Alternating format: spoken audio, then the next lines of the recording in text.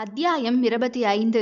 3 மாதங்கள் கழித்து ரோஜாவும் பூஜாவும் ஸ்கூலுக்கு ரெடியாகி வெளியே வரவும் இருவரையுமே சூர்யா கண்ணெடுக்காமல் பார்த்திருந்தான். அதை ரோஜாவும் கூட பார்த்தால்தான், ஆனாலும் கண்டு கொள்ளாமல் அமைதியாக கிளம்பி 2 எட்டுத்தான் எடுத்து வைத்திருந்தாள். ஒத்தரோசா, என்ன இந்த மச்சானை கவனிக்காம போற? இந்த மச்சானுக்கு கஞ்சி கிஞ்சி ஊத்துறது என்று கேட்டவாறே எழுந்து அவள் அருகில் வந்தான். பூஜாதான் இப்போது, அப்பா சோலுக்கு நேரமாச்சு போனும் என்றவள் அவனை திரும்பி பார்த்தாள். ஆமாமா, உங்க ஸ்கூலுக்கு நேரமாகிருச்சுதான், அதான் இன்னைக்கு டேடியை கொண்டு போய் விட்டுட்டுமான்னு உங்க ரோஜாம்மா கிட்ட கேளு. வேண்டாம். என்ன பூஜா, டக்குன்னு வேண்டான்னு சொல்லிட்ட? அப்பா வரண்டா உங்களை விடுறதுக்கு? வேண்டாம். ஏண்டா? ரோஜாம்மா சொன்னா நீ வேண்டா. ஏனா? ரோஜாம்மா உங்க அப்பாவோட கையும் காலும் சும்மாவே இருக்க மாட்டேங்குது, அதனாலதான் வேண்டாம். நம்ம வண்டியிலேயே போகலாம். அப்ப நான் வேண்டாமா? எலும்பி ஹாஸ்பிட்டல் போயா, நோயாளியை பார்க்க சொன்னா இங்க உட்காந்து பொண்டாட்டிக்கு சேவங்க பண்ணவான்னு கேட்டுட்டு இருக்காரு இவரு. அதை கேட்டதுமே அப்படியே மெதுவாக எழுந்து ரோஜாவின் பக்கம் வந்தவனோ, ஏண்டி புருஷனா கையை காலை வச்சுக்கிட்டு சும்மாவா இருப்பான்? அப்படி இப்படி கை படத்தான் செய்யும், அதுக்காக என்ன வேண்டான்னு சொல்லுவியா? பூஜா இருக்கா, இல்லைன்னா நல்லா சொல்லுவேன். காலையில வரைக்கும் உன் கை கால் சும்மாவாயா இருந்துச்சு? உள்ள சேட்டையெல்லாம் செஞ்சுட்டு இப்ப வந்து நல்ல புள்ள மாதிரி பேசுறத பாரு என்று எல்லாவற்றையும் எடுத்து வைத்துவிட்டு கிளம்பி அவளின் கையை பிடித்து உள்ளே இழுத்து கொண்டு போனான். டாக்டரு, கையை விடு, நேரமாகிருச்சு என்று அவனிடமிருந்து விடுபட நினைக்க அவனோ உள்ளேயே வைத்து அழுத்தி பிடித்திருந்தான். இங்க பாரு, அம்மா நேத்தே ஊருக்கு கிளம்பி போயிருக்காங்க. எனக்கு என்னமோ அம்மா இப்படி போனதுனால ஏதோ உள்குத்து இருக்குன்னு தோணுது. நீயும் பூஜாவும் கொஞ்சம் கவனமாவே இருங்க. ஏன்? முகத்தை சுருக்கி கொண்டே சந்தேகத்துடன் கேட்ட ரோஜாவின் கன்னத்திலேயே கை வைத்து கொஞ்ச நேரம் அமைதியாகவே நின்றிருந்தான். டாக்டரு என்று கொஞ்சம் பயத்தோடு ரோஜா அவனுடைய கண்களையே பார்த்தாள். ஏண்டி பயந்து சாகர? எந்த சூழ்நிலைமையிலையும் நான் உனக்குத்தான், அது இந்த ஜென்மத்துல மாறாது. என் மேல கொஞ்சம் நம்பிக்கை வைடி. நம்பிக்கை இல்லாமல உன் கூட வாழ்ந்துகிட்டு இருக்கேன் டாக்டரு. அது இல்ல, ஏனோ பயமா இருக்கு. ஒருவேளை நீ என்னை பிரிஞ்சிருவியோன்னு பயமாவே இருக்கு எனக்கு. பூஜாவை என்னை விட்டு பிரிச்சிருவியோன்னு தோணுது. அது பூஜா விஷயத்துல என்னால ஒரு முடிவை சொல்ல முடியாதுடி. என் விஷயத்துல தான் நான் உறுதியா இருக்க முடியும். அப்போ பூஜாவை என்கிட்ட இருந்து பிரிச்சிருவியா டாக்டரே? நெஞ்சம் பதற கேட்டவளின் கண்ணீர் அவனை அப்படியே பதற வைத்தது. ஏய் லூசாடி, நீ எதுக்கு பலற? அதான் உன்கிட்ட எல்லாத்தையும் சொல்லியிருக்கேன்ல, அதுக்கப்புறமா இப்படி பதறனா என்ன அர்த்தம்? அது தானா பதட்டம் வருதுங்க. நம்ம வேணும்னா வேற அந்த ஊருக்காவது போயிடலாமா என்று கண்களை உருட்டி கேள்வி கேட்டவளை பார்த்தவனுக்கோ பாவமாகவே இருந்தது. என்னை நேசிக்கிறது வேற, ஆனா பூஜாவையும் சேர்த்து நேசிக்கிறாளே இவ. இந்த காதலையும் அன்பையும் நம்பித்தானே என் வாழ்க்கையை ஒப்படைச்சிருக்கேன். இதுல எது வந்தாலும் பார்த்துக்கலாம் என்ற நம்பிக்கைதான் வந்திருந்தது அவனுக்கு. ஏய் ஒத்தரோசா, ஸ்கூலுக்கு கிளம்பு போ, பூஜா வெளியே காத்துக்கிட்டு இருக்கா பாரு என்று அவளது நெற்றியில் விழுந்த முடியை ஒதுக்கி விட்டுவிட்டு போ என்றான். ரோஜாவுக்கு மனதே சரியில்லாமல் அமைதியாக திரும்பினாள். அவளது கையை மீண்டும் பிடித்து இழுத்தவனோ எதுவுமே பேசாமல் அவளை இறுக்கமாக கட்டிக்கொண்டான். அவனுக்கும் கூட அந்த அணைப்பு தேவைப்பட்டது. அதனால் அவனுடைய முதுகோடு தன்னுடைய கையை போட்டு பிடித்து கொண்டாள். ரோஜா. ரோஜாமா. சொல்லியா? எந்த சூழ்நிலையிலையும் என் கூட நிப்பலடி. என்னடி ஊங்குற? வேற என்ன சொல்லணும்? உன் கூட தான் எந்த சூழ்நிலையிலையும் நிப்பேன்னு சொல்லுடி. இதை சொன்னாதான் நான் உன் கூட நிப்பனா என்ன? உனக்கே தெரியும், அப்புறம் எதுக்கு கேட்குற? இல்லடி, மனசுக்கு ஒரு மாதிரியா இருக்குல்ல, அதான் கேட்டேன். அவனுடைய முகத்தை ஏறிட்டு பார்த்தாள். இது சரி வராது என்று நினைத்தவளோ எம்பி அவனுடைய நெற்றியிலேயே முத்தம் வைத்தாள். அவள் கொடுத்த முத்தத்தை வாங்கி கொண்டு கண்களை மூடி அப்படியே நின்றிருந்தவனின் உதட்டில் தன்னுடைய உதட்டை வைத்தாள். அவளுடைய உதட்டின் வெப்பம் அப்படியே அவனுடைய உதட்டின் வழியே உள்ளே பரவியது. அவ்வளவுதான். அவளை வளைத்து பிடித்து இதழோடு இதழை இழுத்து கொண்டான். இந்த அதிரடியை அவள் எதிர்பார்க்கவே இல்லை போல அப்படியே நின்றுவிட்டாள். ரோஜா அவனில் நுழைந்து தன்னை தொலைக்க காத்திருந்தாள். சூர்யாவுக்கோ அவளின் அருகாமையும் அவளும் தேவை என்றிருந்தது. அப்படியே சுவற்றோடு சுவராக ஒண்டிவிட்டனர். அவளுடைய உடலோ நெகிழ்ந்து அவனோடு ஒன்றிவிட்டாள். அவளுடைய உடலின் அசைவை வைத்தே அவன் அவளுடைய உடல் மொழியை உள்வாங்கிக் கொண்டான்.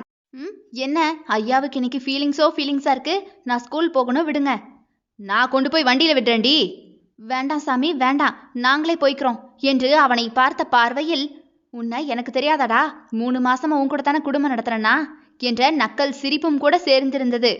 அது சரி, எப்படியும் சாயங்காலம் என்கிட்ட தானடி வந்து நிக்கணும், நான் உன் புருஷன்டி என்று மீசையை கடித்தவாறே அவளை பார்வையால் மேய்ந்தான். இது என்ன பார்வைன்னு இப்படி பார்த்து வைக்கிற டாக்டர் என்று அவனிடமிருந்து வெட்க புன்னகையோடு நகர்ந்தவளை மீண்டும் இழுத்து முகத்தோடு முகத்தை அப்படியே உரசி கொண்டான். அவள் நெற்றியிலேயே முத்தம் வைத்தான். இருவரது மூச்சுக்காற்றும் ஒன்றோடு ஒன்று காதலோடு கலந்தது. அதற்குள்ளாகவே ரோஜாமா என்று பூஜா கூப்பிடவும் 2 பேருமே பதறிப்போய் விலகி நின்றனர். ஆனால் அவர்களுக்குள்ளே அந்த வெட்க சிரிப்பு அப்படியே வெடித்து வந்தது. அதனால் இருவரும் அந்த சிரிப்போடு வெளியே வர பூஜா அவர்களை பார்த்து தலை சாய்த்து சிரித்தாள். அவ்வளவுதான். அந்த சிரிப்பில் இருவருமே மயங்கியவர்கள் ஓடிப்போய் அவளை சூர்யா தூக்கி கொள்ள ரோஜா அவளுடைய கையை பிடித்து கொண்டாள். இதற்கு மேல் இங்கே நின்றால் சரி வராது என்று ரோஜா அப்படியே பேக் எல்லாம் தூக்கி கொண்டு கீழிறங்க சூர்யா மகளை தூக்கி கொண்டு வந்தான். சூர்யா தன்னுடைய பைக்கின் முன் மகளை வைத்துவிட்டு வண்டியை எடுக்கவுமே மல்லிகா வேகமாக வந்தார்.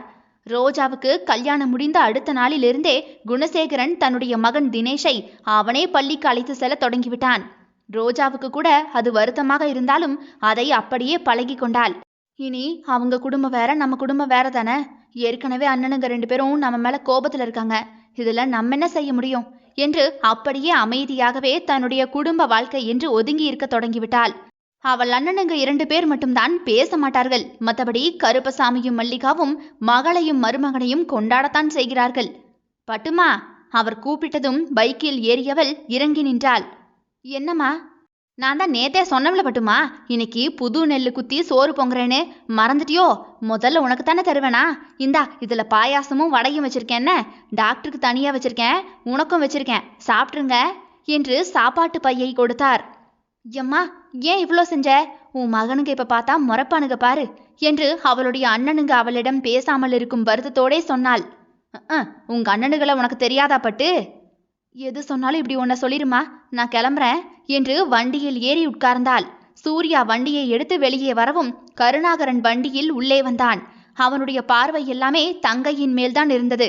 ஆனாலும் அன்று நம் சொன்னதை அவள் மீறி அந்த டாக்டரோடு வாழ போய்விட்டாளே என்ற ஆதங்கம் இன்னுமே அவனுடைய மனதில் இருக்கிறது. ரோஜாவோடு பேச மாட்டான் என்பதால் அந்த கோபத்தில் சூர்யாவை பார்த்து முறைத்துவிட்டு போனான். ஏண்டி இவன் எதுக்கடி எப்ப பார்த்தாலும் என்னையே முறைச்சு பார்க்கறான்? இப்ப நான் அவன் தங்கச்சி புருஷன், அந்த மட்டு மரியாதை வேண்டாமா என்ன? யோ டாக்டர், நீ செஞ்ச வேலைக்கு எங்க அண்ணனுக்கு வெட்டி போடாம என் கூட வாழ விட்டுருக்காங்களே, அதுவே பெரிய விஷயம். இதுல மரியாதை கொடுக்கலின்னு ஐயாவுக்கு ரோஷம் வேற வருதோ? ரோஷம்? சரிதான். அப்படி என்னடி தப்பு செஞ்சேன்? எனக்கு பிடிச்சவளுக்கு தாலியை கட்டின, இது தப்பா? தப்பே இல்ல ராசா, தப்பே இல்ல. நீங்க செஞ்சது எதுவுமே தப்பில்ல. தப்பெல்லாம் எங்க அண்ணனுக்கு மேலதான். போதுமா? வண்டிய பார்த்து ஓட்டு. அப்படி புருஷனுக்காக எப்பவும் பேசுடி, அதான் நல்லது. யாருக்கு நல்லது? எனக்கு நல்லது. அதானே பார்த்தேன் என்று சொல்லி கொண்டிருக்கும் பொழுதே ஸ்கூலும் வந்துவிட அவர்களை இறக்கி விட்டான். ஆமா, நான் தான் உன்னை கொண்டு விட வேண்டான்னு சொன்னல, அப்புறம் என்ன தைரியத்துல என்னை உன் வண்டியில ஏத்திட்டு வந்த நீ என்று அப்போதுதான் யோசித்து கேட்டாள். உன் புருஷன் வண்டியில வந்ததுக்கு ஏண்டி இவ்வளோ யோசனை? எவன் என்ன சொல்லிட போறான்? எவனும் எதுவும் சொல்ல மாட்டான். நீ ஒழுங்கா கூட்டிட்டு வர மாட்ட. அப்புறம் எதுக்கு தேவையில்லாத அலப்புற? பாக்குறவன் எல்லாம் மனசுக்குள்ளேயே கரிச்சு கொட்டுறதுக்கா? பாரு, ஊருக்கு வந்த டாக்டரையே வளைச்சு போட்டுட்டா. இவளுக்கு கல்யாணமே ஆகாதுன்னு இருந்துச்சு, இப்ப மினுக்குறான்னு சொல்றதுக்கா? எம்மா தாயே, தெரியாம கேட்டுட்டேன், போ. ஸ்கூலுக்கு நேரமாச்சு பாரு. பூஜாமா டாட்டா. டாட்டா. நீயும் டாட்டா சொல்லண்டி. போயாயோ என்றவள் உள்ளே போகவும் கையை பிடித்து இழுத்தவனோ சட்டென்று அவள் கன்னத்தில் முத்தம் வைத்துவிட்டு பறந்து விட்டான். ஐயோ என்று சொல்லி திரும்பி பார்ப்பதற்குள் அவன் போயே விட்டான். இந்த டாக்டரை திருத்தவே முடியாது என்று வெட்க சிரிப்போடு சந்தோஷமாக உள்ளே போனாள். அவளுக்கு அந்த சந்தோஷம் மதியம் வரைக்கும் தான் நிலைத்தது. பூஜாவுக்கு சாப்பாட்டை ஊட்டிவிட்டு முகமெல்லாம் கழுவி துடைத்துவிட்டு நின்றவள் முன்பாக போலீஸ் வந்து நின்றிருந்தது. என்னாச்சு, என்ன பிரச்சனை என்று அவள் கேட்டுக்கொண்டிருக்கும் பொழுதே அவளின் முன்பாக ஒரு அழகான பெண் வந்து நின்றாள். சார், இவதான் என் பொண்ணு பூஜா. இவளைத்தான் என் ஹஸ்பண்ட் சூரிய பிரகாஷ் மறைச்சு வச்சிருக்காரு. என்னை பார்க்க விடாம இங்க வந்து ஒளிச்சு வச்சிருக்காரு சார். எனக்கு என் குழந்தைய மீட்டுத்தாங்க என்று அழுதாள் அவள். அவள் பேசுவதை எல்லாமே கேட்ட ரோஜாவுக்கு அப்படியே நெஞ்சமெல்லாம் நடுங்கி போயிற்று. ஐயோ, இதான் பூஜாவோட அம்மாவா? பூஜாவை தூக்கிட்டு போகிறதுக்கு வந்திருக்காங்களோ? ஐயோ, அப்ப இனி பூஜா என்கிட்ட இருக்க மாட்டாளா? கடவுளே என்று நினைத்தவள் பூஜாவை தன்னோடு இறுக்கமாக அணைத்து கொண்டாள். பூஜாவும் கூட அவளுடைய தோளை இறுக்கமாக கட்டிக்கொண்டு, தோதம்மா, நம் மம்மி கூட போமாட்டேன் என்று அழவே தொடங்கிவிட்டாள். அவள் அளவும் ரோஜா அவளோடு கிளாஸ் ரூமிற்குள் போக இன்ஸ்பெக்டர் அவளுடைய வழியை மறைத்து நின்றார். இது அவங்க குழந்தை இல்ல மிஸ், நீங்க எதுக்கு எடுத்து வச்சிருக்கீங்க? அவங்க அம்மா ஆதாரத்தோட கேஸ் கொடுத்து குழந்தைய மீட்டுத்தாங்கன்னு வந்திருக்காங்க. இப்ப நீங்க குழந்தைய எடுத்து வச்சிருக்கீங்களே அவங்க அம்மா கிட்ட கொடுங்க. கொடுக்க முடியாது சார். அவங்க அப்பா வந்த பிறகு குழந்தைய யார்கிட்ட இருக்கணும்னு பார்த்துக்கலாம்.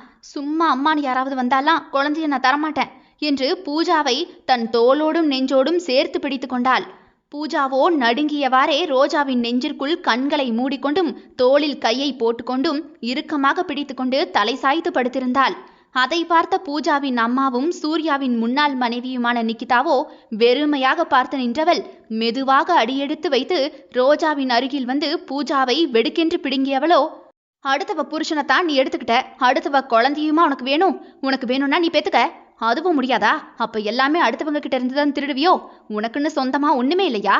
என் உறவுகளை என்கிட்ட இருந்து திருடி வாழ்ற வெக்கமா இல்ல என்றவள் பூஜா கதறி அழ அழ தூக்கி கொண்டு போனவளின் கண்களில் ரோஜாவின் மீது அவ்வளவு குரூரம் தெரித்தது.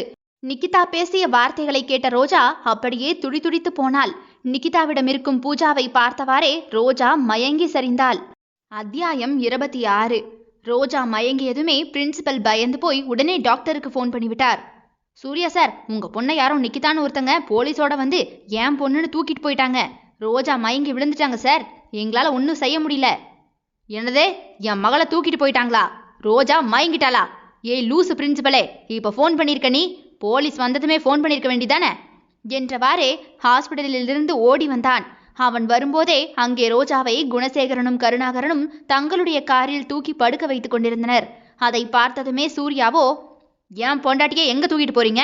அவன் மயக்கமா இருக்கான்னு தெரியாதா என்று காருக்குள் ஏறப்போனான். கருணாகரனோ, நீ இதுவரைக்கும் செஞ்சதே போதும். எங்க தங்கச்சியை நாங்க பாத்துக்கிறோம். உன் பொண்டாட்டின்னு ஒருத்தி வந்துதான் உன் மகளை அவ தூக்கிட்டு போயிருக்கா. என் தங்கச்சியை நீ பாத்துக்கிற வரைக்கும் அதுவே போதும். முதல்ல உன் பிரச்சனையை சரி பண்ணிட்டு அப்புறமா வந்து என் தங்கச்சியை பாரு என்றவன் அவனை தள்ளி விட்டுவிட்டு காரை எடுத்துக்கொண்டு வந்து விட்டான். சூர்யாவை தள்ளிவிட்டதுமே இதுவரைக்கும் பொறுமையாக இருந்தவன் இப்போது கோபத்தில் தன்னுடைய வண்டியை எடுத்துக்கொண்டு நேராக ரோஜாவின் வீட்டிற்கே வந்தவனோ, ரோஜா ரோஜா என்று அழைத்தவாறே உள்ளே ஏறப்போனான். அவன் உள்ளே வருவதை பார்த்த கருணாகரனோ அவனை வழிமறைத்து, எங்க வந்த, வெளியே போ என்று அவனுடைய நெஞ்சிலேயே கை வைத்து தள்ளிவிட்டான். அதில் சூர்யா கோபப்பட்டு அவனை வேகமாக அறைந்தே விட்டான். இதை யாருமே அங்கு எதிர்பார்க்கவில்லை போல. குணசேகரன் உடனே ஓடி வந்து அவனுடைய சட்டையை பிடித்து இழுக்கவும் கருணாகரன் அவனை அடிப்பதற்கு போனான். அவ்வளவுதான், 2 பேரையுமே எதிர்த்து பிடித்து சூர்யா அவர்களை அடிப்பதற்கு போனான். அதற்குள் கருப்பசாமி ஓடி வந்து, லேய் நிறுத்துங்கள, நம்ம வீட்டு மருமகனை இப்படியால அடிக்க போவீங்க? அறிவுகட்டத்தனமா, அவர் விடுங்கள என்று இடையில் வந்து நின்று பிரித்து விட்டார். இப்படி மூவரும் ஒருவரை ஒருவர் அடித்துவிடும் கோபத்தில்தான் இப்போதுமே நின்றிருந்தனர். மாமா, உங்களுக்காகத்தான் இவனுங்கள சும்மா விட்டுறேன். ரோஜாவுக்கு என்னாச்சோன்னு ஓடி வந்தா இவங்க வேற இடைஞ்சல் பண்ணிக்கிட்டு நிக்கிறாங்க. ஏற்கனவே நான் உங்ககிட்ட சொன்னதுதான் இன்னைக்கு நடந்திருக்கு. நிக்கிதா வந்து பூஜாவை போலீஸ் துணையோட தூக்கிட்டு போயிட்டா. அதனா போலீஸை வச்சு கோர்ட் மூலமா பாத்துக்கிறேன். இவனுக்கு எதுக்கு என் பொண்டாட்டிக்கும் எனக்கும் இடையில வரானுங்க? இப்ப மாமா, இதுக்கு மேலேயும் இவங்க என் வாழ்க்கையில பிரச்சனை பண்ண வந்தா நான் சும்மா இருக்க மாட்டேன். மச்சானுங்கனும் பார்க்க மாட்டேன் என்று கோபத்தில் கொந்தளித்து கேட்டான். நாங்க ஏன் உன் வாழ்க்கைக்கு இடையில வரோன்னு உனக்கு தெரியாதா டாக்டரே? என் தங்கச்சியை அசிங்கமா திட்டிட்டு போயிருக்கா உன் பொண்டாட்டின்னு சொல்றவ. அதுவும் ஸ்கூல்ல எல்லாரும் முன்னாடியுமா வச்சு கேவலப்படுத்தி பேசிட்டு உன் மகளை வேற தூக்கிட்டு போயிருக்காவ. இது என் தங்கச்சிக்கு தேவையா சொல்லு? அதோட என் தங்கச்சிக்கு 2வது பொண்டாட்டிங்கிற பேர் வேற இதுல. இப்போ ஊரெல்லாம் தெரிஞ்சதுன்னு வெய்யி, எவ்வளோ கேவலமா இருக்கும். இனி என் தங்கச்சி உங்கூட வாழவும் வேண்டாம், உங்கூட அவ இருக்கவும் வேண்டாம். அதனாலதான் நாங்க தூக்கிட்டு வந்துட்டோம். இதுல என்னல தப்பு இருக்கு? என் கூட வாழணுமா வாழ வேண்டாமா அப்படின்னு யோசிக்க வேண்டியது ரோஜா மட்டும்தான். நீங்க இல்ல சொல்லிட்டேன். நான் அவ கழுத்துல தாலியை கட்டுறதுக்கு முன்னாடி உங்க அப்பா கிட்டயே எல்லா விஷயத்தையுமா சொல்லி அவரோட சம்மதத்தோட தான் உங்க தங்கச்சி கழுத்திலேயே தாலியை கட்டினேன். உங்க அப்பா கிட்ட கேட்டு பாருங்களேன். என்ன மாமா, உங்க மகனுக்கு கிட்ட உண்மையை இன்னும் சொல்லலையா என்று வேதனையோட கேட்டான். எதுக்கு மருமகனே அவங்க கிட்டையும் இந்த விஷயத்த சொல்லி அவங்க மனசையும் கஷ்டப்படுத்தணும், எல்லாரையும் வேதனைப்படுத்தணும்னு தான் நான் எதையுமே சொல்லல. இப்ப இவ்வளவு பிரச்சனை வந்ததுக்கு அப்புறமா அவங்களுக்கும் தெரியட்டுமே. நீங்க சொல்றதும் வாஸ்தவம் தான். அவங்களுக்கு இந்த பிரச்சனைகள் எல்லாம் தெரியறதுல எனக்கு எந்த விதமான ஆட்சேபனையும் இல்லை. அதுக்கு முன்னாடி ரோஜாவை நான் பார்க்கணும். அவன் மயங்கி விழுந்துட்டான்னு கேள்விப்பட்டதுமே உடனே ஓடி வந்தேன். நான் அவளை பார்க்க முடியாம தவச்சுக்கிட்டு இருக்கேன். இப்ப வந்து இவ்வளவு பிரச்சனை உங்க மகனுக்கு செஞ்சுட்டு இருக்கானுங்க. என் சொந்த பொண்டாட்டிய பார்க்கறதுக்கு கூட உங்ககிட்ட எல்லாம் போராட வேண்டியது இருக்கு என்றவன் அவர்களை தள்ளி கொண்டு ரோஜாவின் அறைக்குள் சென்றான். அவனுக்கோ பூஜாவை நிக்கிதா அழைத்து கொண்டு போனது அதிர்ச்சி இல்லை. ஏற்கனவே இதை எதிர்பார்த்திருந்த ஒன்றுதான். அம்மா இங்கே இருந்து போனதுமே அவன் இதைத்தான் எதிர்பார்த்து கொண்டிருந்தான். ஆனால் ரோஜா மயங்கி விழுந்ததுதான் இப்போது அவனால் தாங்கிக் கொள்ளவே முடியவில்லை. ஓடி வந்து அவளுடைய கையை தொட்டு பார்த்து ஒரு மருத்துவனாக பரிசோதித்தவனுக்கு ஒரு நிமிடம் அப்படியே தன்னுடைய இருதயமே நின்றுவிடும் போன்றிருந்தது. இப்போது இருக்கும் இந்த நிலைமையில் இதை நினைத்து சந்தோஷப்படுவதா இல்லை வேண்டாமா என்று புரியாமல் அமைதியாகவே மனைவியையே பார்த்திருந்தான். எனக்கு ஏன்தான் இவ்வளோ சோதனை என்று வருத்தப்பட்டான். என்ன செய்வதென்று தெரியாமல் அப்படியே ரோஜாவின் கையை எடுத்து தன்னுடைய நெஞ்சில் வைத்துக்கொண்டு கண்களை மூடி உட்கார்ந்திருந்தான். ஒன்றை நம்மிடமிருந்து பிரித்துவிட்டு இன்னொன்றை தருவதுதான் இந்த கடவுளின் விளையாட்டோ என்று நினைத்தவாறே அப்படியே உட்கார்ந்திருந்தவன் கண்ணீர் வந்து அவளது கைகளில் விழுந்தது. அந்த கண்ணீருக்கு வீரியம் அதிகம் போல. சட்டென்று ரோஜாவே மயங்கிய நிலைமையிலிருந்து உயிர்ப்பித்தாள். ரோஜா சட்டென்று கண்களை திறந்து பார்த்தாள். சூர்யா தன்னுடைய கையை பிடித்துக்கொண்டு கண்ணீரோடு உட்கார்ந்திருப்பதை கண்டதுமே மச்சா என்று கூப்பிட்டு கதறியவள் எழுந்திருக்க முயன்றாள். அவனோ வேண்டாம் என்று தடுக்க அதை கேட்காமல் எழுந்தவள் அவனை ஆவேசமாக கட்டிக்கொண்டாள். பூஜா, நம்ம பூஜாவை தூக்கிட்டு போயிட்டாங்க மச்சான். பூஜாவை தூக்கிட்டு அவங்க போயிட்டாங்க. எனக்கு பூஜாவை பார்க்கணும். எனக்கு வேணும் பூஜா. அந்த பொம்பளை என்ன ரொம்ப மோசமா பேசிட்டா மச்சான். அவங்க கிட்ட இருந்து பூஜாவை கூட்டிட்டு வாங்களேன். பாவம் நம்ம பூஜா. அவளை பார்த்து பூஜாவே பயந்து அழுதா தெரியுமா. அவளை இப்பவே போய் தூக்கிட்டு வாங்களேன் என்று அழ ஆரம்பித்தாள். அதை கேட்டவனுக்கோ பூஜாவை நினைத்து அழுகையும் வேதனையும் தான் வந்தது. அதை வெளிக்காட்டி கொள்ளாமல் அவளுடைய முதுகை தடவி கொடுத்து சமாதானப்படுத்தினான். உங்க அப்பா கிட்டையும் உன்கிட்டையும் பூஜா ஏன் குழந்தைதான், அது எப்படி வந்துச்சுன்னு எல்லாத்தையுமே சொல்லியிருக்கேனா. அவளுக்கு அம்மாவும் இருக்காங்க அப்பாவும் இருக்காங்க.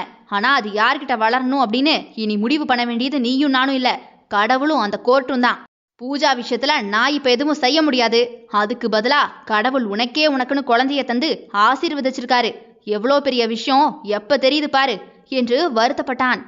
என்ன என்று நம்ப முடியாமல் ரோஜா அதிர்ச்சியில் முழித்தாள். சூர்யா அவளுடைய வயிற்றை தொட்டு காண்பித்து, நீ கர்ப்பமா இருக்கடி. இது என்னாலேயே நம்ப முடியல. எவ்வளோ பெரிய ஆச்சரியமான விஷயம் இது தெரியுமா. ஆனா இந்த நேரத்துல பூஜா நம்மளை விட்டு பிரியணும்னு அந்த கடவுள் விதிச்சிருக்காரு போல. கொடுமையான விஷயம்டி இது. என் மக பூஜா கண்டிப்பா என்கிட்ட வருவா. என்னோட அன்பு கண்டிப்பா உண்மையா இருக்கும் பட்சத்துல அவன் நம்மகிட்ட வந்துருவாடி என்றவனை அவள் அப்படியே கட்டி கொண்டாள். ரோஜாவுக்கும் அதை நம்பவும் முடியாமல் நம்பவும் வேண்டும் என்பதால் தன்னுடைய வயிற்றில் கை வைத்து பார்த்தாள். தன்னுடைய கணவன் டாக்டர் என்பதால் நம்பித்தானே ஆக வேண்டும் என்று அவன் கையை பிடித்துக்கொண்டு தோளில் அப்படியே சாய்ந்து விட்டாள். அவளுடைய கண் முன்பாக பூஜா அழுது கொண்டே போனதுதான் வந்து நின்றது. உடனே சூர்யாவின் முகத்தை தன்னுடைய கைகளில் ஏந்தி கொண்டவள், எனக்கு கடவுள் கல்யாண வாழ்க்கை தந்தாரு. இப்ப நடக்கவே நடக்காது, கிடைக்கவே கிடைக்காதுங்கிற குழந்தை பாக்கியத்தையும் தந்திருக்காரு. இப்ப இதே மாதிரி கண்டிப்பா நம்ம பூஜாவையும் என்கிட்ட கொண்டு வந்துருவார் பாருங்களேன் என்று நம்பிக்கை வார்த்தை சொன்னாள். நானும் இதை நம்புறேன். ஆனா அதுக்கு செய்ய வேண்டிய காரியங்கள் நிறைய இருக்கு. நம்ம இன்னைக்கே சென்னைக்கு போகணும். உடனே கிளம்பு என்று அவளை அழைத்து கொண்டு வெளியே வந்தான். அங்கு கருணாகரனையும் குணசேகரனையும் பார்த்துவிட்டு, மச்சான், உங்ககிட்ட சண்டை போடணும் அடிக்கணுங்கிறதெல்லாம் என்னோட நோக்கம் இல்ல. நீங்க செஞ்சதை தடுத்தேன், அவ்வளோதான். ஆனாலும் என்னோட வாழ்க்கையில என்ன நடந்துச்சுன்னு உங்களுக்கு ஒரு தெளிவு கொடுத்துட்டா நமக்குள்ள இந்த பிரச்சனைகள் இனிமேல் திரும்ப வராது பாருங்க என்று தன்னுடைய வாழ்க்கையில் நடந்த விஷயங்களை சொல்ல ஆரம்பித்தான். 8 வருடங்களுக்கு முன்பு கோவில்பட்டியிலிருந்து டிரான்ஸ்பர் ஆகி சென்னைக்கு வந்து வேலை பார்த்து கொண்டிருந்தான் சூர்யா. லலிதா வந்தவர் சூர்யாவிடம், சூர்யா, இன்னைக்கு அப்பா கனடாவிலிருந்து வராரு. அவர் கூடவே நிக்கிதாவும் இங்க வராலாம். உங்க அக்கா தகவல் சொன்னா. யாரு? அந்த அமெரிக்கா பீத்தல் நிக்கிதாவா? சரிதான், எனக்கு தலைவலி ஆரம்பம்னு சொல்லுங்க. என்ன பேசுற சூர்யா? அவன் உன் அத்தை மக. அதை விட உன் அக்காவுக்கு நாத்தனாரு. அவளுக்கும் உனக்கும் தான் கல்யாணம் பண்ண பேசிக்கிட்டு இருக்கோம். இதையெல்லாம் தெரிஞ்சுதான் இப்படி சொல்றியா நீ? அம்மா, நீங்க பேசுறீங்கன்னு சொல்லுங்கம்மா. நான் இதுல தலையிட்டதே கிடையாது. அந்த கடவுள் யாருக்கு யாருன்னு முடிச்சு போட்டு வச்சிருக்காரோ அதானமா நடக்கும். நீங்களா பேசுனீங்க, நீங்களா பேசி முடிச்சிருங்க. என்கிட்டலாம் கொண்டு வராதீங்க. எனக்கும் இதுக்கும் எந்த சம்பந்தமும் கிடையாது என்றவன் எழுந்து தன்னுடைய டியூட்டியை பார்க்க போய்விட்டான். லலிதா தான் இப்போது, இவனை எந்த வகையில சேர்க்கறதுன்னு தெரியலையே. இவனுக்கு நிகிதாவை பிடிக்காதுன்னு தெரிஞ்சும் கட்டி வைக்க பார்க்குற நம்ம வீட்டுக்காரரை என்னதான் செய்ய என்று தன் தலையில் அடித்து கொண்டார். அது மட்டும்தான் அவரால் முடியும். அவரால் தன்னுடைய கணவரிடம் எந்த விஷயத்தையுமே சுலபமாக பேசிவிட முடியாது. எது பேசினாலும் சண்டையில்தான் வந்து முடியும். ஏற்கனவே மகள் ராகினியை நிகிதாவின் அண்ணன் பிரசாந்திற்கு கல்யாணம் பண்ணி கொடுத்திருக்கிறார்கள். அவளுக்கு 2 ஆண் குழந்தைகள். ராகினியும் டாக்டர் தான், பிரசாந்தும் கூட டாக்டர் தான். அவர்கள் அங்கேயே செட்டில் ஆகிவிட்டார்கள். இந்தியாவுக்கு விருந்தினராகத்தான் வந்துவிட்டு போவார்கள். இப்போது நிகிதா அவளுடைய படிப்பு விஷயமாகத்தான் வருகிறாள். அமெரிக்காவில் வேலையை பார்க்கலாம் என்றால் அதற்கு எக்ஸ்பீரியன்ஸ் தேவை. அதனால் மீண்டும் இந்தியா வந்து தன்னுடைய மேற்படிப்பை முடித்துவிட்டு ஒரு 2-3 வருட வேலை பார்த்துவிட்டு அமெரிக்காவிலேயே செட்டில் ஆக வேண்டும் என்று திட்டத்தோடு தான் வருகிறாள் அவள். நிகிதா MBBS இங்கேதான் படித்தாள். மேற்படிப்பிற்கும் இங்கேதான் வருகிறாள் என்றதுமே உண்மையிலேயே சூரிய பிரகாஷுக்கு எரிச்சல் தான் வந்தது. அதுதான் லலிதா நிகிதா இங்கே வருவதை பற்றி சொன்னதுமே கண்டு கொள்ளாமல் தன்னுடைய வேலைக்கு போய்விட்டான். ஏற்கனவே ரோஜாவின் முகம் அவனுடைய மனதில் பதிந்து போயிருக்க எந்த பெண்ணை பார்த்தாலுமே ரசிக்கக்கூடிய மனநிலைமையில் அவன் இல்லை. ஆனால் அவனுடைய வாழ்க்கை அவனுடைய கையில் இல்லை என்பதை அவன் அப்போது கூட உணரவில்லை போல. அவனுடைய அப்பா ராஜசேகரோடு நிக்கிதா வந்ததை பார்த்தவன் ஒரு சிறிய புன்னகையோடு போய்விட்டான். அவன் இப்படி தன்னை ஒரு புன்னகையோடு தவிர்ப்பது அவளுடைய உள்ளத்தில் ஒரு மாதிரியான தாக்கத்தையே உருவாக்கியிருந்தது. நிக்கிதாவும் கூட அதை ஆழமாக உணர்ந்தாள். அதைவிடவும் தன்னை மதிக்க மாட்டேங்கிறானே என்பதும் ஒரு மாதிரியான ஈகோவையும் தட்டி எழுப்பிவிட்டது. அப்போதை கதை நிக்கிதா பெரிதாக வெளிப்படுத்திக் கொள்ளவில்லை. நிக்கிதா வந்து ஒரு வார காலம் சூர்யாவின் வீட்டில்தான் தங்கி இருந்தாள். அந்த ஒரு வாரத்திலுமே சூர்யாவை அவள் நன்கு கவனித்தாள். அவனோ அவளை ஏறிட்டு கூட பார்க்கவில்லை. சரியாக ஒரு வாரத்திற்கு பின்பு அவள் காலேஜ் ஹாஸ்டலுக்கே சென்று விட்டாள். ராஜசேகர் தான் சூர்யாவை அழைத்து பேசினார். சூர்யா, நீ மேற்படிப்பு படிக்கிறியா என்று அவனுடைய படிப்பை பற்றி கேட்டார். சூர்யாவுக்கு அப்பொழுது மேற்படிப்பு பற்றி எந்த விதமான யோசனையுமே இல்லை என்பதால் தான் அடுத்து படிக்கிற ஐடியாலெல்லாம் இல்லப்பா என்று அதோடு முடித்து விட்டான். அதை கேட்டவரோ சிறிது யோசனையோடு லலிதாவை பார்த்துவிட்டு சூர்யாவிடம் பேசினார். உனக்கும் நிக்கிதாவுக்கும் தான் கல்யாணம் பேசி முடிச்சிருக்கோம். அவ அடுத்து படிச்சு முடிச்சதும் வேலைக்கு போவா. எக்ஸ்பீரியன்ஸ் ஆகிட்டானா உடனே உங்க கல்யாணத்தை முடிச்சு வச்சிடுறேன். நீயும் அவளும் அமெரிக்காவில் செட்டில் ஆகிற மாதிரி தான் இருக்கும். அதனால இப்பவே உன் படிப்பை பத்தியும் கொஞ்சம் யோசியன என்று அதோடு முடிவை சொல்லிவிட்டார். சூர்யா கொஞ்சம் யோசனையோடு, நான் மேல் படிப்பு படிக்கிறதெல்லாம் பத்தி இப்போதைக்கு யோசிக்கலப்பா. அதே மாதிரி நிக்கிதாவை கல்யாணம் பண்றதுக்குமே நான் விரும்பல. எதிர்காலத்துல என்ன நடக்கும் ஏதுன்னு யாருக்கும் எதையும் சொல்ல முடியாது. அதனால அவ படிப்பை அவ முடிக்கட்டும், அப்புறமா பாத்துக்கலாம் என்று தன்னுடைய முடிவை சொல்லிவிட்டான். உன்னோட மேற்படிப்பு பத்தி யோசிக்கிறதோட முடிச்சுக்க சூர்யா. நீ உன்னோட கல்யாண விஷயம் அதெல்லாம் என் கையில தான் இருக்கு. நான் எங்க அக்காவுக்கு வாக்கு கொடுத்தது தான். நிக்கிதா தான் உனக்கு மனைவியா வரப்போறா. நீ தான் அவளை கல்யாணமும் பண்ணிக்க போற. உன்னோட வாழ்க்கை எதிர்காலம் எல்லாத்தையுமே யோசிச்சு தான் இந்த முடிவை எடுத்திருக்கேனா. அதுவும் இல்லாம உங்க அக்கா ராகினியோட வாழ்க்கையும் கூட இதுல அடங்கி இருக்கு. அதனால நீ நிக்கிதாவோட வாழ்றதுக்கு இப்பவே மென்டலி ப்ரிப்பேர் ஆகிரு. நிக்கிதாவை நீ தான் கல்யாணம் பண்ணிக்கணும். இதுதான் குடும்பத்துல எல்லாருமா சேர்ந்து எடுத்த முடிவு. இதுல எந்த மாற்றமும் இல்ல என்று தன்னுடைய முடிவை ராஜசேகர் தீர்மானமாகவே சொல்லிவிட்டார். அப்பொழுது இதை பெரிதாக எடுத்துக்கொள்ளாத சூர்யாவுக்கு 2 வருடங்கள் கழித்து நிக்கிதாவோடான தன்னுடைய திருமணம்தான் பெரிய இடியாக அவன் தலையில் வந்து விழுந்தது. தனக்கு விருப்பமே இல்லாத ஒரு திருமணத்தை தன்னுடைய தந்தை செய்து வைக்கிறாரே என்று தெரிந்தும் கூட தானாக தலையை கொடுத்தது அவனுடைய மிகப்பெரிய தவறாகி போயிற்று. அந்த தவறின் பலனை இப்போது வரைக்கும் கூட அவன் அனுபவித்துக் கொண்டிருக்கிறான். கண்மூடித்தனமாக மாட்டிக்கிட்டிய சூர்யா என்று தன்னைத்தானே திட்டிக் கொண்டிருக்கிறான். அவனுக்கு தெரியும், நிக்கிதாவின் கழுத்தில் 3 முடிச்சு போடும் பொழுதே இந்த கல்யாணம் நிலைக்கவே நிலைக்காது என்று தெரிந்தேதான் தாலியை கட்டினான். தன்னுடைய தந்தைக்காகவும் அக்காவின் வாழ்க்கைக்காகவுமே நிக்கிதாவின் கழுத்தில் தாலியை கட்டி தன்னுடைய வாழ்க்கையை மொத்தமாக அடகு வைத்து விட்டான். அத்தியாயம் 27. திருமணம் முடிந்த அன்றிரவு தங்களுடைய அறையில் உட்கார்ந்திருந்த சூர்யா நிக்கிதாவையே பார்த்து கொண்டிருந்தான். என்னத்தான் இப்படி பார்த்துட்டு இருக்கீங்க? என்கிட்ட எதுவும் பேசணுமா? இப்ப என்கிட்ட எதுவும் பேசணுமான்னு கேட்குறவ, கல்யாணத்துக்கு முன்னாடி உங்ககிட்ட பேசணும்னு சொன்னதுக்கு ஏன் வேண்டாம் முடியாதுன்னு சொன்னேன்? ஃபோன்ல கூட பேசாம இருந்த நீ எங்க அக்காவை வச்சு உங்க குடும்பமே கார்னர் பண்ணதும் இல்லாம எங்க அப்பாவும் என்னை கார்னர் பண்ணியிருந்தாரு. எனக்கு இந்த கல்யாணத்துல விருப்பம் இல்லைன்னு உனக்கு மெசேஜ் பண்ணியிருந்தனே, நீ பார்த்துட்டும் கூட இந்த கல்யாணத்தை நிறுத்தாம என் கையால தாலியை வாங்கியிருக்க. உனக்கு எவ்வளவு தைரியம் என்றபடி உடனே சீறினான். எதுக்கத்தான் என்கிட்ட கோபப்படுறீங்க? இப்ப உங்களை மாதிரி தான் நானும் எங்க அப்பா அம்மா சொன்னாங்கன்னு உங்களை நானும் கல்யாணம் பண்ணிக்கிட்டேன். நான் என்ன கோபமாவா இருக்கேன்? இல்லைல்ல, இதான் வாழ்க்கைன்னு ஏத்துக்கலையா? யாரு நீ? உங்க அப்பா அம்மா சொன்னதை கேட்டு நீ என்ன கல்யாணம் பண்ணிக்கிட்ட, அதை நான் நம்பணும். அது எப்படி எந்தவித உறுத்தலுமே இல்லாம என்னை கல்யாணம் பண்ணிக்கிட்ட? எனக்கு உன்னை பிடிக்காதுன்னு தெரிஞ்சும் கூட எப்படி இவ்வளோ தூரம் இழுத்து வச்சிருக்க நீ? உடனே உன் கூட எப்படி வாழ்வேன்னு வேற நினைச்ச? ஆமா, எனக்கு உங்களை ரொம்பவே பிடிக்கும் தான். அதான் அப்பா சொன்னதும் ஒத்துக்கிட்டேன். இதுல என்ன தப்பு இருக்கு? மாமா பையன் அத்தை பொண்ணு கல்யாணம் பண்ணிக்கிறதெல்லாம் புதுசா என்ன? உலகத்துல நடக்கிறது தானே. ஆமா, அதெல்லாம் யார் இல்லைன்னு சொன்னா இப்ப. பட் நான் இன்னும் கல்யாணத்துக்கு மனசளவுல தயாராகவே இல்லை. எனக்கு கொஞ்சம் டைம் தேவைப்படுது நிக்கிதா. இப்போதைக்கெல்லாம் என்னால உன் கூட வாழ ஆரம்பிக்க முடியாது. என்னத்தான் சொல்றீங்க என்று கொஞ்சம் படபடப்போடுதான் கேட்டாள். உனக்கு எல்லாமே புரியும் நிக்கிதா, புரியாத மாதிரி நடிக்காத. எனக்கு கொஞ்சம் டைம் வேணும், உன் கூட வாழ்றதுக்கு டைம் வேணும், அவ்வளோதான். ஆனா அந்த டைம் எவ்வளோ நாள்னு எனக்கு தெரியாது. உனக்கு பொறுமை இருந்தா பொறுமையாரு. எனக்கு இப்ப தூக்கம் வருது. இந்த கல்யாணத்துல வந்த ஸ்ட்ரெஸ் டென்ஷன்ல தூக்கமே இல்லை எனக்கு. குட் நைட் என்றவன் தலையணையை எடுத்து போட்டு அப்படியே படுத்து விட்டான். நிக்கிதா இதை எதிர்பார்க்கவே இல்லை என்பதால் அதிர்ந்து போய் அப்படியே நின்று விட்டாள். ஆனாலும் கூட அதை அவனிடம் காண்பித்துக் கொள்ளாமல் அப்படியே போய் கட்டிலில் படுத்து கொண்டாள். அவ்வளவுதான். அதற்கு மேல் இருவருக்கும் இடையேயான பேச்சுவார்த்தைகள் என்பது தனியாக எதுவும் இல்லை. வீட்டில் எல்லோரும் இருக்கும்போது சாப்பிட்டியா, சாப்பாடு வேணுமா, அத்தை கேட்க சொன்னாங்க என்கின்ற மாதிரி இந்த ரீதியில் நிக்கிதா கேட்டால், வேண்டும் வேண்டாம் நானே சாப்பிட்டுக்கிறேன் என்று அதோடு அவன் பதில் சொல்வான். அவ்வளவுதான். அதற்கு மேல் பேச இருவருக்கும் இடையில் எதுவுமே இல்லை. அவர்களாகவே அந்த சுவாரஸ்யத்தை உருவாக்கவும் முயற்சிக்கவும் இல்லை. 6 மாதம் வரைக்குமே இப்படியே போகவும் நிக்கிதா தங்களுடைய பிரச்சனையை அண்ணன் பிரசாந்திடம் சொல்லிவிட்டாள். அவ்வளவுதான். 2 நாளில் நிக்கிதாவின் அம்மா, அப்பா, அண்ணன், அண்ணி என்று எல்லோருமே அமெரிக்காவிலிருந்து வந்திறங்கிவிட்டனர். அப்போதுதான் அங்கு டியூட்டிக்கு போய்விட்டு அங்கு வந்த சூர்யாவை பார்த்ததும் நிக்கிதாவின் அம்மா சௌத்ரியோ திட்டிவிட்டார்.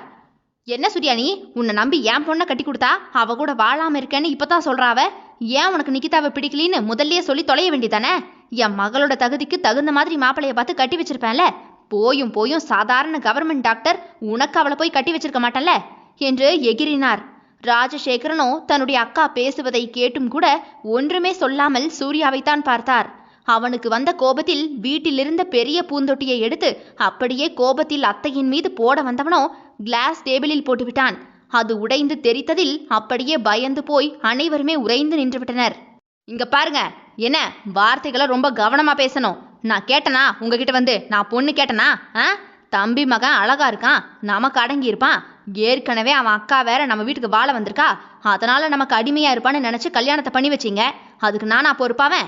நான் டாக்டருக்கு படிக்கிறேன்னு தெரிஞ்சதுல இருந்து உன் தம்பி கிட்ட பேசி பேசி என் தலையில உன் பொண்ணை கட்டி வச்சுட்ட. இப்போ உடனே வாழணுமா? அப்படியெல்லாம் ஒரு மயிரும் வாழ முடியாது. எனக்கு எப்போ தோணுதோ அப்பதான் வாழ முடியும். உன் பொண்ணுக்கு உடனே ஆம்பளை பக்கத்துல படுக்கணும்னா டிவோர்ஸை வாங்கிட்டு வேற ஒருத்தனை கட்டிக்க சொல்லுப்ப என்றவன் அதற்கு மேல் அங்கு நின்று பேசாமல் காரை எடுத்துக்கொண்டு பீச்சிற்கு வந்து விட்டான். ஆனால் அவன் பேசிய வார்த்தையின் வீரியம் நிகிதாவின் இதயத்தை அப்படியே போய் சென்று தாக்கிவிட்டது. அவன் ஏன் இப்படி பேசுனா? நான் என்ன ஆம்பளைக்கு ஆசைப்பட்டா தானே கல்யாணம் பண்ணிக்கிட்டேன்? எனக்கு அவனை பிடிச்சதுனால தானே கல்யாணத்தை பண்ணிக்கிட்டேன். இதுல என்ன தப்பு இருக்கு? எப்படியும் யாரையாவது கல்யாணத்தை பண்ணிக்கத்தானே செஞ்சிருப்பாரு.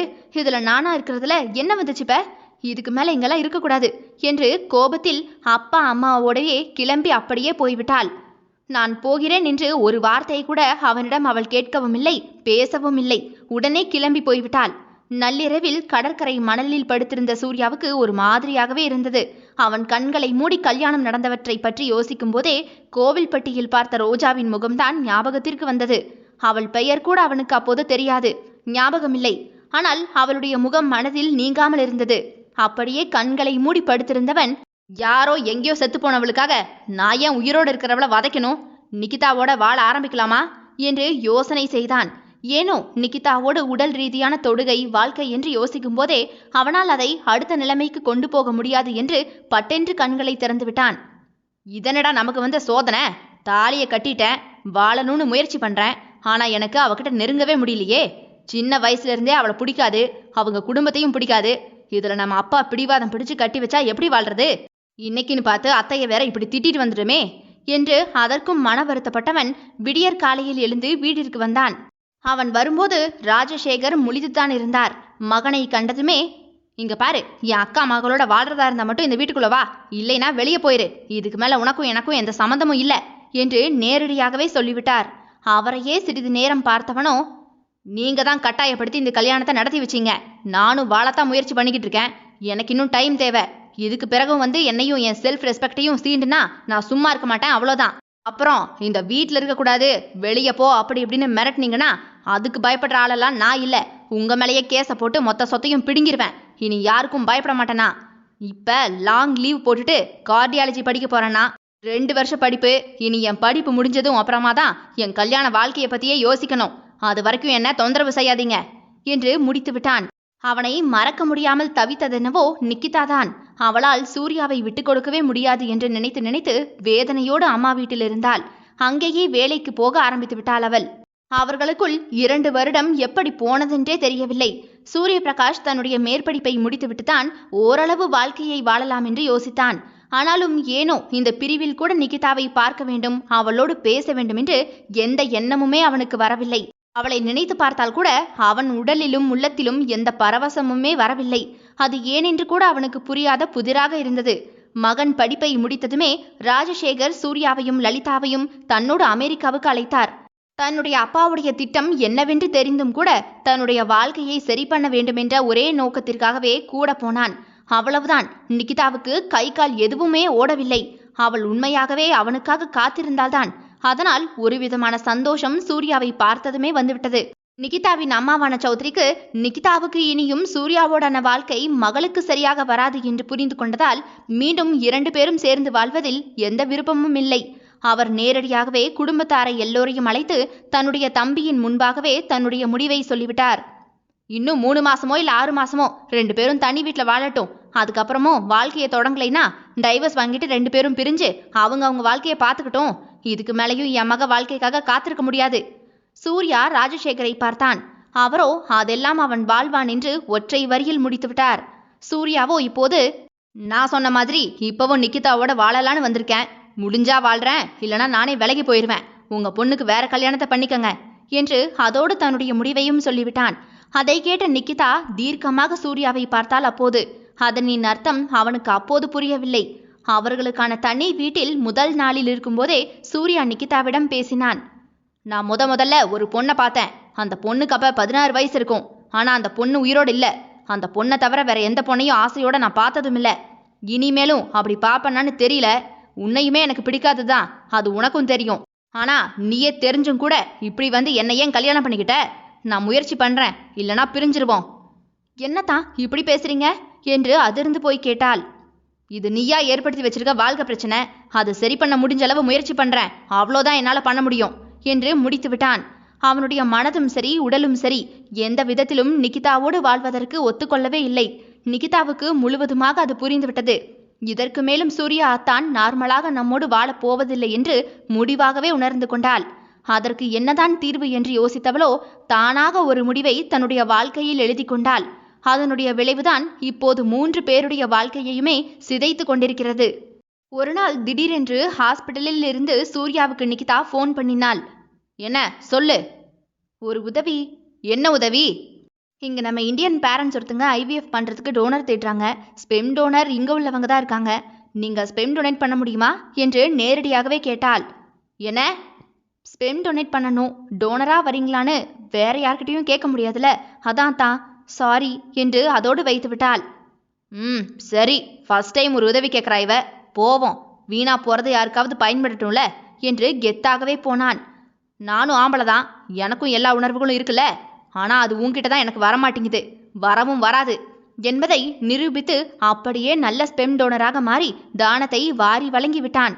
அதற்கு பிறகு ஒரே மாதத்தில் நிக்கிதா கர்ப்பமாகி இருக்க, உங்க குழந்தை தான் என் வயிற்றுல இருக்காத்தான் என்பதை சொல்லி அவனை தலைமுடியை பீத்து கொள்ள நிற்க வைத்தாள். நிகிதா வாந்தி எடுக்கவுமே சாப்பாடு ஏதாவது சாப்பிட்டிருப்பா என்று தன்னுடைய அறையிலிருந்து எட்டி பார்த்துவிட்டு மீண்டுமாக தன் போர்வையை போர்த்தி கொண்டு தூங்கிவிட்டான். ஆனால் அவனுடைய போர்வையை விலக்கி பிரெக்னன்சி கிட்டினை காண்பித்து, கர்ப்பம் உறுதியாகிருச்சாத்தான், நான் கர்ப்பமா இருக்கேன், இப்ப நீங்க கொடுத்த ஸ்பெம் மூலமா எனக்கு நானே ஐவிஎஃப் மெத்தட்ல பண்ணிக்கிட்டேன் என்று மிகப்பெரிய குண்டை தூக்கி அவனுடைய தலையிலேயே போட்டுவிட்டாள். அதை கேட்டு முதலில் அதிர்ந்து போனவன் அவளுடைய எண்ணத்தை புரிந்து கொண்டவனோ, இங்க பாரு, தேவையில்லாம ரிஸ்க் எடுத்துருக்க நிக்கிதானி. எப்பவுமே யார்கிட்டையும் எதையும் ஃபோர்ஸ் பண்ணி திணிக்க கூடாது, அது மேல வெறுப்பு தான் வரும். நீ என் மேல ஆசைப்படுறன்னு தெரியுது, ஆனா உன் காதலையும் ஆசையையும் எனக்குள்ள திணிக்க பாத்தியா, அங்கதான் நீ தப்பு பண்ணிட்ட. எனிவே வாழ்த்துக்கள் என்று விட்டு இன்னும் போர்வையை நன்றாக இழுத்து போர்த்தி கொண்டு தூங்க ஆரம்பித்தான். இதிலேயும் தோல்வியா என்று நிக்கிதா முற்றிலுமாக தோற்று உடைந்தே போனாள். அதனுடைய வெளிப்பாடு எப்படி இருந்தது என்றால், குழந்தைய பெத்து இவன் குழந்தைன்னு சொல்லி இவனை நம்மளை விட்டு போக விடாதபடி ஏதாவது செஞ்சிடணும் என்கின்ற வெறிதான் அவளுக்குள் ஊறி ஊறி போனது. அதை நடத்தியும் காட்டிவிட்டாள். ஆனால் சூர்யா அவளிடமிருந்து நிரந்தரமாகவே பிரிந்து வந்துவிட்டான். அந்த உண்மையை ஏற்றுக்கொள்ளவே முடியாமல் தான் அவனை காயப்படுத்த ஒவ்வொன்றாக செய்து கொண்டிருக்கிறாள். பாவம், அவளும் அவனை உண்மையாகத்தானே நேசித்தாள். தொடரும் இதனுடைய அடுத்தடுத்த அத்தியாயங்கள் நாளை காலை 10 மணி மற்றும் மாலை 4 மணிக்கு வந்துடும். கேட்க தவறாதீர்கள் மக்களே. மெய் பேசும் மிதியமே. விடை பெறுகிறேன். நான் உங்கள் ஆர்ஜே தியா.